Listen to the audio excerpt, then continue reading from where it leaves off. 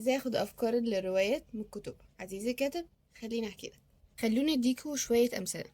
فعباره زي اللي جايه دي مثلا بتقول: كما لوحظ ان عده انواع من الحشرات كالذباب والبعوض شرعت في عبور مناطق البحر الابيض المتوسط في اتجاه الشمال، وتزداد تلك الظاهره عاما بعد عام، علما بانها لم تفعل ذلك من قبل، وهذا هو السبب الذي جعل فيروس النيل يصل الى منطقه الكامارج الفرنسيه في عام 2003. طيب، نفس الاسلوب ده انت ممكن تستخدمه في الروايه بتاعتك. يعني مثلا لو قلنا ان في شخص معين حابب ان هو ينقل مرض من بلد لبلد، عشان هو الوحيد اللي هيبقى معاه المصل المضاد عشان ياخد بيه فلوس، ممكن يستخدم نفس الطريقة، ان هو يحقن مثلا الفيروس بتاعه ده حاجة شبه بعوض مثلا. بعد كده وقت الهجرة بتاعته هيحصل انتشار للمرض اللي هو مخلقه ده.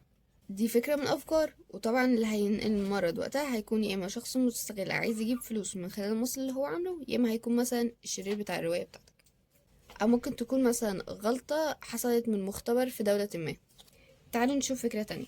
هنا كان بيتكلم عن فيروس معين وبيقولك ان هو بيعيش في الاجواء الباردة، وبيستطيع ان هو يستمر في الجو تحت درجة منخفضة لمدة 3 اشهر.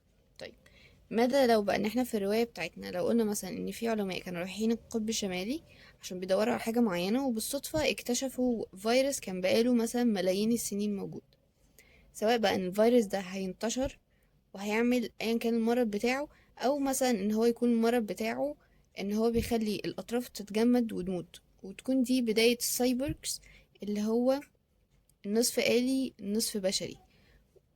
والناس بعد كده بعد ما تفقد اطرافها تبدأ ان هي تشتري اطراف صناعية. تعالوا ناخد المثال التالت والاخير معانا، وهو بيقول هنا ان الفيروس عادة لا ينتقل بين الفصائل الحية المختلفة الا اذا حدث اعادة تشكيل للفيروس. عندها يتمكن الفيروس من الانتقال ما بين الإنسان والخنزير والطيور. الفكرة هنا إن الفيروس عادة يعني هو مثلا لو في البشر ممكن يفضل في البشر ما ينتقلش للحيوانات، إلا لو حصل له مثلا إعادة تشكيل. إعادة تشكيل دي ممكن تكون حاجة شبه اللي حصل في مسلسل كينجدم، وده مسلسل بيتكلم عن الزومبيز. إن هو في الأول موجود مثلا في شخص واحد بس، بعد كده تحول للفيروس عن طريق الغلي، وده اللي خلى إن المرض بدأ إن هو ينتشر في المملكة كلها. فسواء الأفكار اللي سمعتوها قبل كده أو هتسمعوها بعد كده ممكن تكون حاجات استخدمت في مسلسلات، وممكن تكون استخدمت في كتب وحاجات تانية غيرها كتير. الفكرة إن هي الكتاب مثلا اللي أنا بكلمكم عنه ده اسمه كتاب الأسلحة البيولوجية. ده مقدمة بسيطة جدا في علم الفيروس وعلم الأسلحة البيولوجية. في كتب بتكون أكبر من كده بكتير، متخصصة أكتر، ممكن تلاقوا فيها مثلا 100 فكرة. 90 فكرة منهم هيكونوا اوريدي استخدموا في الأفلام والمسلسلات والروايات، بس في 10 أفكار تقدروا ان انتوا بقى تستخدموهم، هيكون محدش تاني استخدمهم قبل كده. الافكار الجديدة دي هتلاقوها في الكتب لان دي بتكون حاجات مختصة اكتر بالعلوم.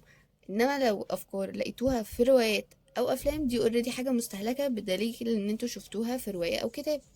عشان كده قلت لكم قبل كده كذا مرة ان احسن طريقة تاخدوا منها افكار بتكون من الكتب مش من الافلام والروايات.